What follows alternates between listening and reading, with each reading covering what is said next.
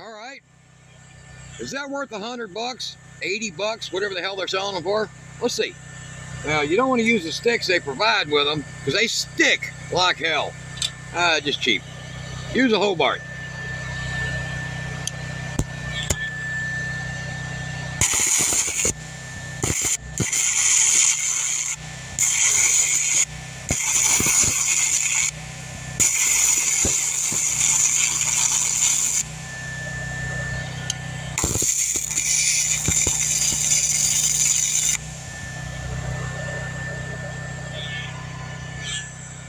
Let's see the rest of the video. I'll show you what this thing's all about.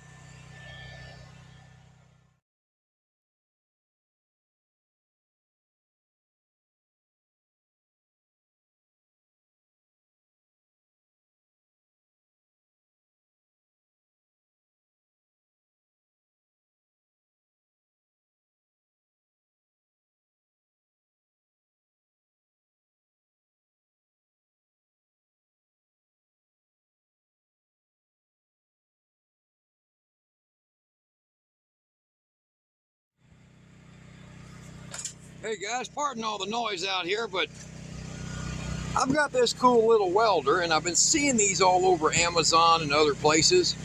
And I'll put you a couple links below the video to this because I think the name don't matter, but it pulls a buttload of juice. It says right down here, here's the specs. All right, you got that? And now these are the specs. Now, I don't think it's pulling 4,600 watts through a, I don't know, look like, what do they call that? 2x2 millimeter squared. So what is that? That's 14 gauge, roughly.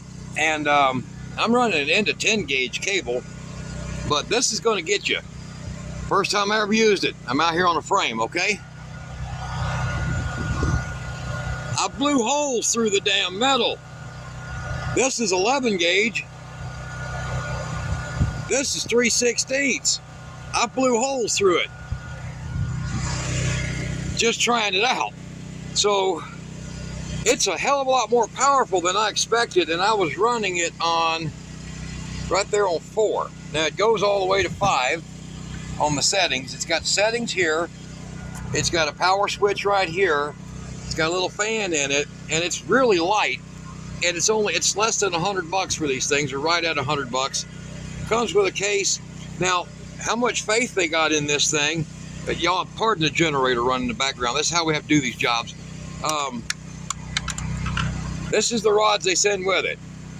Now, that's pretty hefty 1/8" rod for something that's like this.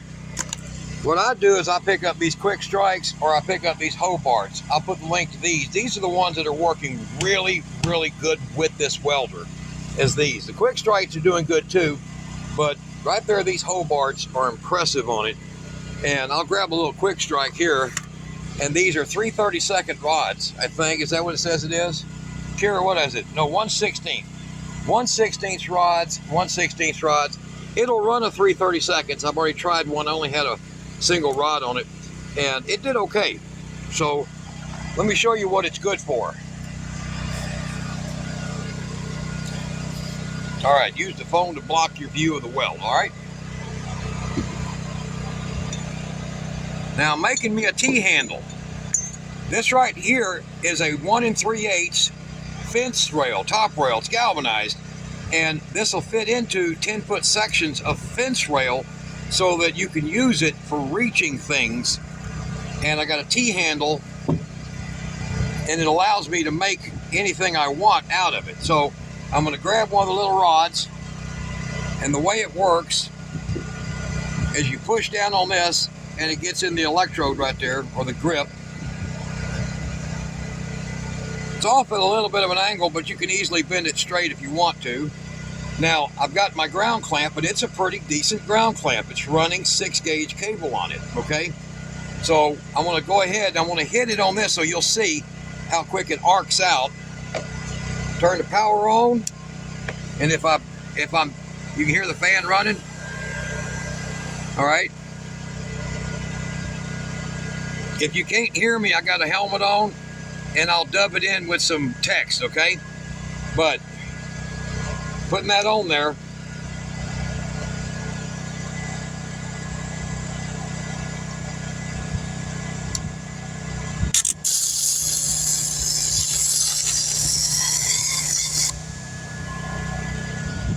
Still burning too hot. That was on 3 and it's blowing holes through it. This actually creates like a plasma field that comes out of the tip instead of a regular arc. It's really different for some reason.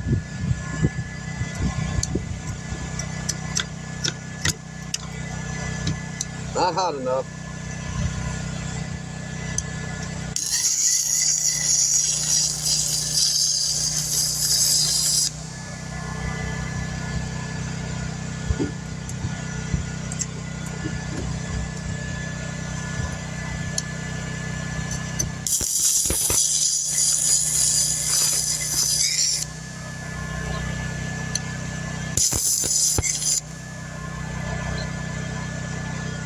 Now that's a little bit of a crappy weld. That's the 3rd time I've used this.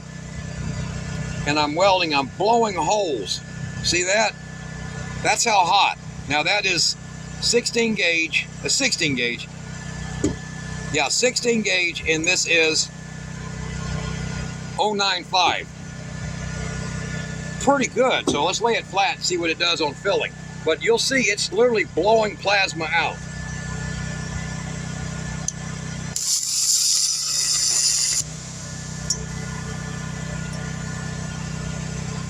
Still too hot.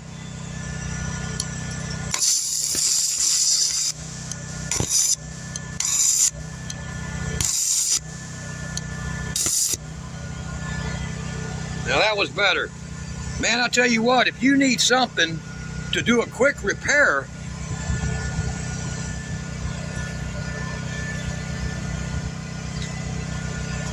I can't get past the price. Oh, there we go.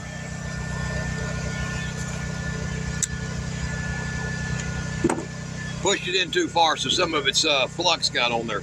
But I can't get past the price. That just, it comes with a hood that's about as worthless as tits on a boar hog. But if you're in a pinch, I mean, hell, that'll work. I wouldn't say that these rods are going to do you a lot of justice, but they may. I haven't tried one of them very long. I just did a short run with one of them, and it stuck twice. I jacked it up to 5, and that's what blew the hole through that back here. So if you look, pretty crappy because of the 2 different sizes of metal, thicknesses. But hell, I'm impressed. I'm going to get used to using it. Because, hell, if it only lasts you 6 months, if you got something to fix like a frame piece on your car, hell, this pretty decent. The lead on here is only about 4 foot. Cord's about 5 foot, you know, but for the money, pretty good. And helmets. And if you guys want to know how to change out the batteries in these because they're horrible, there's guys on the got videos. Just look up Yes Welder helmet battery, and there's guys that show you how to do that.